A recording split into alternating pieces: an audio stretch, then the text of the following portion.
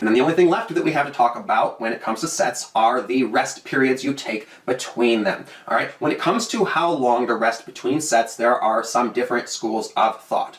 Now, studies have shown that the longer you wait after a set, the stronger you will be on the next one. That makes sense, right? The longer recovery time you have, the stronger you will be on your next lift. This is why strength trainers will often wait 5 minutes between sets. This is due to the fact that that 5 minutes is how long it takes for your body to fully recover with all of the different processes that it has going on in that time. So it's the same thing as recovery time between workouts, all right? The longer recovery time means more strength in the next workout. However, the drawback for using long rest periods, like 5 minutes between sets, you've been taking more time to do less reps. So it's really the opposite of being time efficient. Also, the longer you rest between sets, the more your body cools down and the less aerobic and more anaerobic your workout is, which means you're not getting that oxygenating factor that we ideally want exercise to have. Also, this reduction in the speed and intensity of the workout means you're getting less of a metabolic workout, which means less metabolic stress, which is a key to hypertrophy. So what this means is that you are losing your pump and your heart rate is slowing down. So you're getting less of a workout in those ways. And that really is suboptimal, okay? It is optimal for a workout to have an aerobic and metabolic component. And as I said before, you really do want your workout to consist more of movement than of rest. So while people who train heavy for strength may prefer long rest periods, there's whole other schools of people who train for health or athleticism or hypertrophy rather than strength, who believe that faster rest times are optimal for resistance training for those purposes. And most people who train in these ways will often swear by a 2-minute rule, believing that the optimum rest time is 2 minutes. You may find some variations in this, okay? Some will swear by 90 seconds, others may swear by 3 minutes, some may swear by 1 minute, but it's going to be about 1 to 3 minutes or 2 minutes on average. Now, the key here is that you do need some rest between sets, otherwise you will burn out very quickly. So you want to try to find the happy medium between too much rest and too little rest. All right, you want to find the right rest period that allows you to be consistently active without burning out too soon and is giving your body enough rest between sets that you can keep going for a long enough duration of a workout without burning out, and also be able to accomplish a certain amount of volume in a short enough period of time. So for instance, doing a hypertrophy workout that takes 2 hours or more is too long of a workout.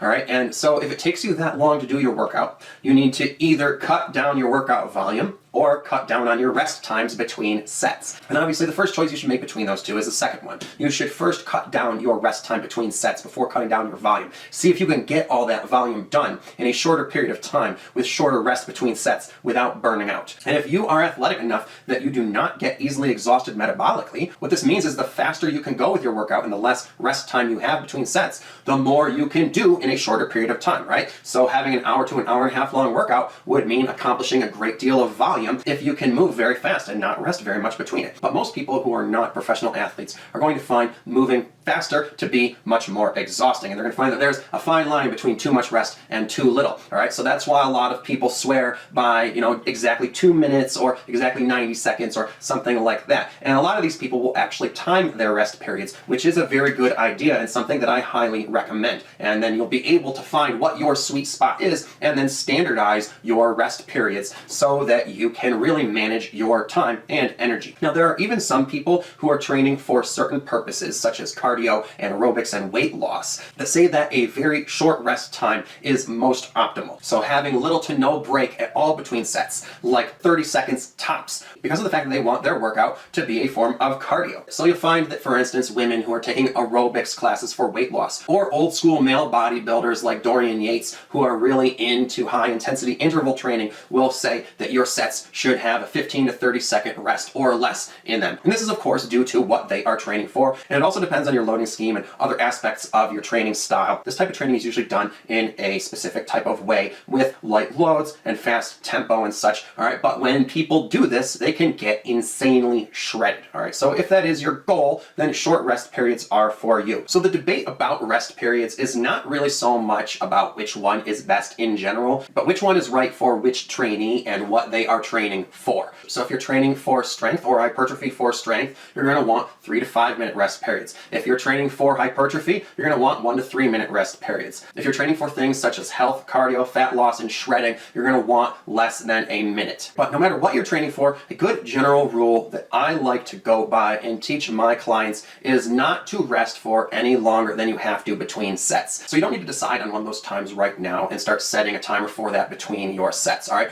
All you need to do really is to go from exercise to exercise as quickly as you possibly can. As soon as your body is ready to do that work again, you should be doing it, all right? But you don't want to do this any faster than you are ready. Don't be pushing yourself to go lift again if you're not really ready, especially if you're lifting heavy, okay? Maybe when you're lifting light, and if you want to try to shorten your rest periods and get back to exercising faster, then you should be using lighter weights, okay? You shouldn't be doing this with heavier weights. But you can do that when you're having a light metabolic workout, and that will increase the metabolic nature of your workout. So if you're doing aerobics or cardio training, that's fine. But what you should be doing to start to manage your rest time is setting a timer between sets and watching that timer and seeing what number it's at when you feel ready. And do this for like a week and see what the average number is approximately of the amount of seconds it takes for you to feel ready again. And then start setting your timer for a little bit lower than that. So if it normally takes you like about 100 seconds, set a timer for 90. But you don't want to be starting the next exercise much sooner than you are ready, especially if you are hypertrophy training, okay? This is because if you do that, you may not be able to get in every last rep on some of your sets, and you may be failing sooner than you otherwise would have. And while this may not happen with your first sets, you will be accumulating fatigue that will cause you to start burning out in later sets and really falling short of completing your workout. So you do need to have adequate rest and recovery time between sets, and not getting it can be an easy mistake to make if you are really in the zone or really into that metabolic workout. You may start your workout going at a really fast pace, but then quickly burn out and be slowing down by the halfway point. You don't want that to happen, okay? So you need to really manage your time and energies and modulate them properly. And the key to doing that is to have good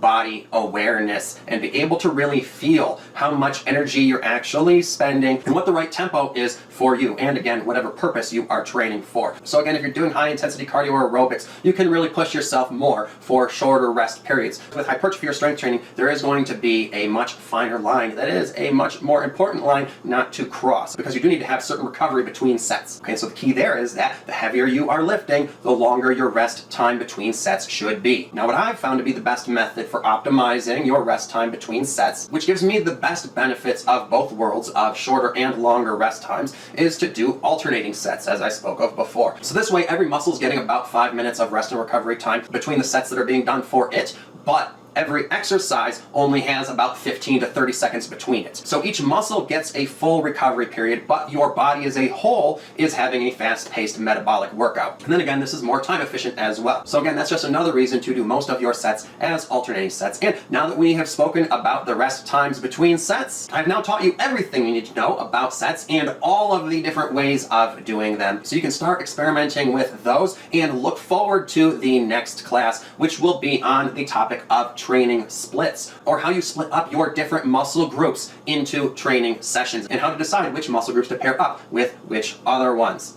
I hope you found this class helpful. Now, make sure to put what information you learned into practice right away, before you forget, okay? That way it can actually go to work for you, because speed of implementation is one of the keys to success.